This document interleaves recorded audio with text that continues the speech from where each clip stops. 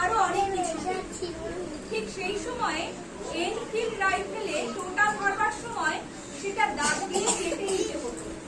তখন গুজব রটে যায় যে হিন্দু এবং মুসলমানের জাত নষ্ট করার জন্য ইংরেজরা এই টোটা গরু এবং শুকুরের চর্বি দিয়ে তৈরি করেছে। 1942 সাল গান্ধীজি ইংরেজ সরকারের কাছে চরম নির্দেশ পেশ করলেন, ইংরেজ তুই ভারত ছাড়। তার এই করেঙ্গে ইয়ে মরেঙ্গে মন্ত্রে দীক্ষিত হয়ে অগণিত ভারতবাসী ভারত ছাড়ো আন্দোলনে ঝাঁপিয়ে পড়েছিলেন। নেতাজি সুভাষচন্দ্র বসু আজাদ